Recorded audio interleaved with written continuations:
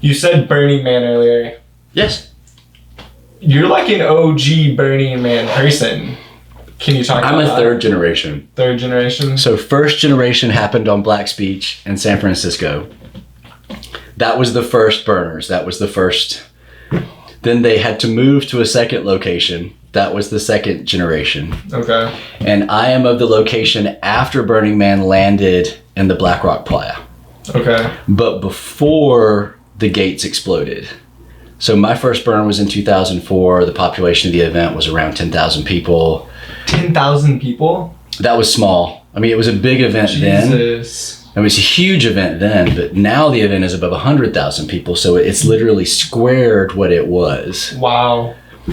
And it's a massive, it's transformed quite a bit from what it was initially. Initially, it was a tribe of mighty misfits and makers that found each other in the desert that wished to have a place where we could live beyond all of the boundaries, beyond all of the boxes, and outside of any of the understood rules.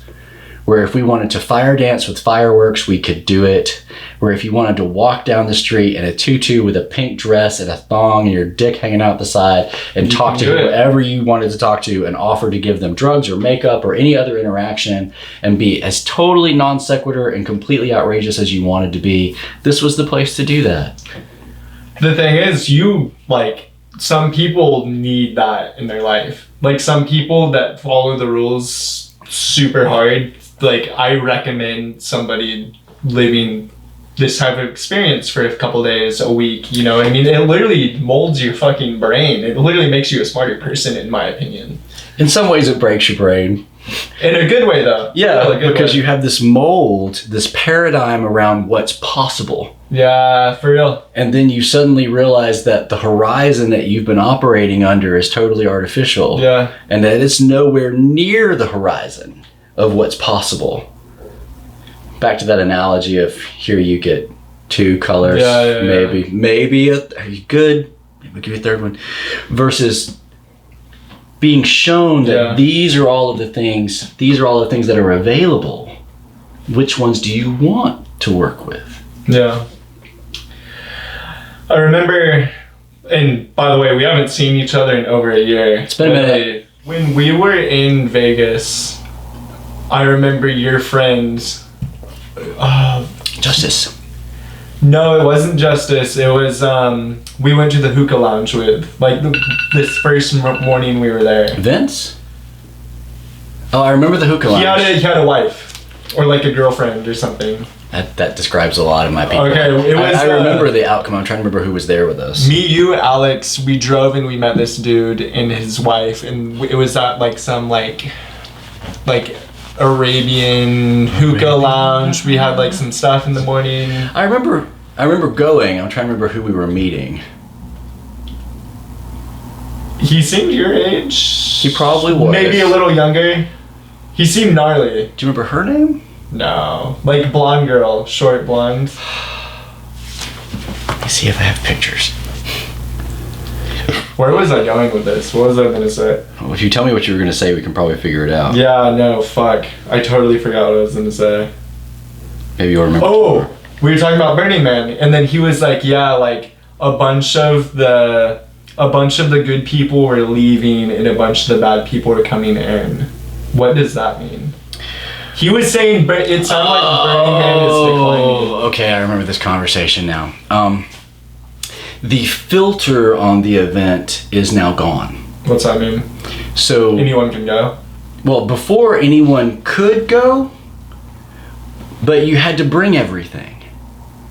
Now there are what we call the plug and play camps, so that you can pay an exorbitant fee beyond your ticket price to a theme camp, and you can literally show up with your backpack and your booties, and that's all you brought, and everything else is supplied. Yeah. Versus previously, you had to bring everything. Yeah. You had to make everything. If it was your costume, you had to make it yourself. Yeah. If it was your makeup, if you wanted to look a certain way that night when you went out, you either had to find somebody to help you do it, or you had to figure out how to do it. Yeah.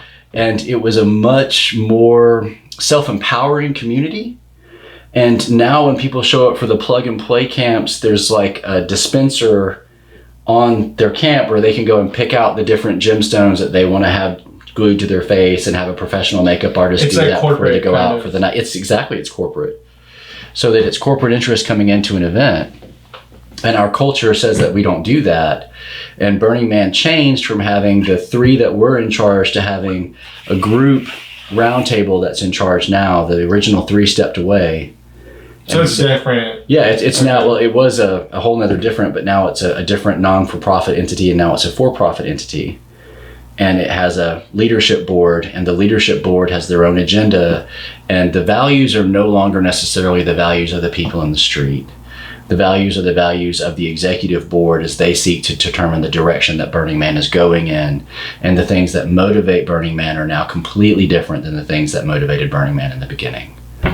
And so we call them Drainbows, our sparkle ponies. When they show up and they look amazing, and it's because somebody else did all the work. And that's literally all they bring to the party. Is I look amazing. And it's like, well, can you do anything? What do you do? How are you? What are you? What do you bring to share? What did you bring to teach? What did you bring to offer? I brought this. Okay, well, that's nice. It's different. The initial culture was one about being participatory. And a good descriptor is fire spinning. So my first burn where I spun fire, I walked out onto the Esplanade, which is the center of the event, which is this open clearing that the entire festival surrounds. And I lit up my staff. I put out my staff. I had my friends, my gas, my safety equipment, and we started spinning fire. We put up some music. We were having a good time. Within about 2 minutes, several hundred people had gathered to watch us spin. And there were also about 80 other people all right there who immediately joined, brought gas, brought flow toys, brought outfits, brought themselves, brought safety equipment, immediately established their own little safety stations, and everyone started spinning fire. So several hundred people showed up to watch about 100 people spin fire. And then as that wound down, that became sort of a self-feeding thing where you'd get tired of spinning fire, you'd pack up your shit, you'd go. Somebody else would come running in with their equipment and be like, I'm here, I want to spin fire. So now if I go to Burning Man last year and I walked out on the Esplanade with my safety equipment and my fuel and my flow toys and I set up and I proceed to spin fire, several hundred people will appear to watch with their cameras and their phones. Damn. And they will do so in silence, and they will not give you any feedback. They will not participate. No one else will show up to spin fire because all they see is a black wall of darkness where all of these people are pointing their camera at you. Yeah. And no one is participating. Those are the people that are the wrong people. Yeah. For Burning Man.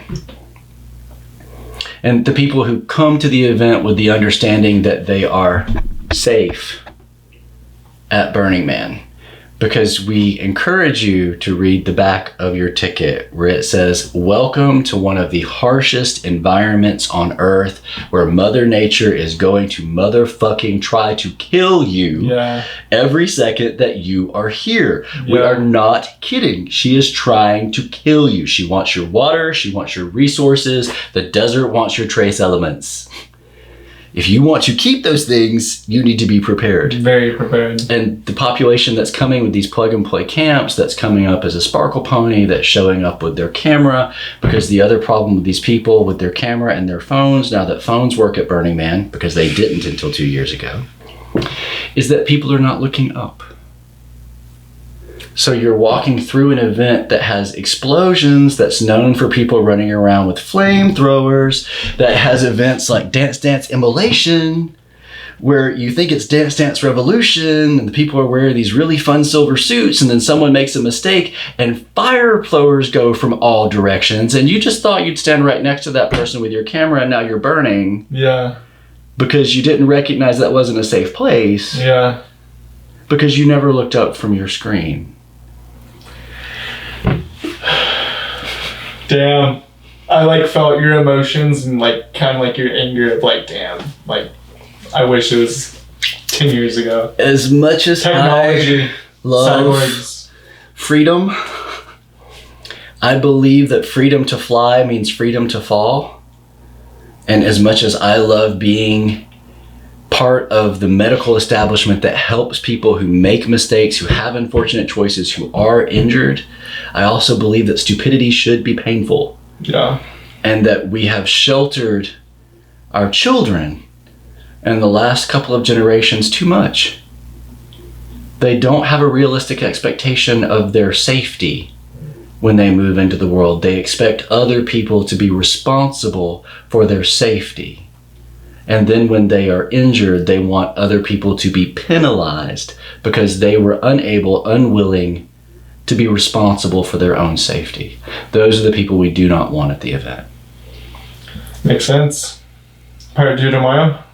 Part 2 tomorrow. Okay.